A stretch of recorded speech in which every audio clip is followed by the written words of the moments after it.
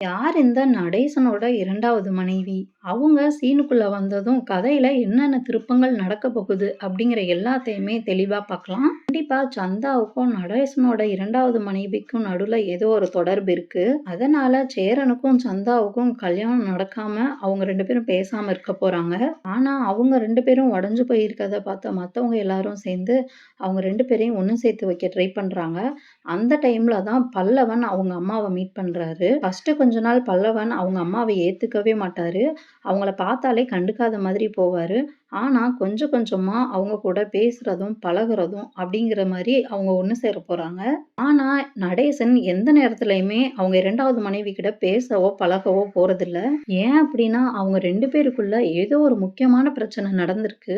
ஏன்னா அவங்க பிரிஞ்சு போறப்போ, ஏன் அதுக்கப்புறம் நடேசன் அவங்கள பார்க்க போகல? பல்லவன ஏன் அவங்க கூட விடாம இவரே வளர்த்தாரு? அப்படின்னு அதுக்கு பின்னாடி ஒரு பெரிய பிரச்சனையே இருக்கு. அது என்னன்னு கண்டிப்பா கூடிய சீக்கிரம் வெளிய வரும். இப்படி நடேசனோட 2வது மனைவிய வச்சு பெரிய கதை திருப்பமே நடக்கப் போகுது. ரொம்பவே இன்ட்ரஸ்டிங்கான விஷயங்கள்லாம் நடக்கப் போகுது. பொறுத்திருந்து பார்க்கலாம். இந்த வீடியோவுக்கு லைக் போட்டுட்டு நம்ம சேனல சப்ஸ்கிரைப் பண்ணிக்கோங்க.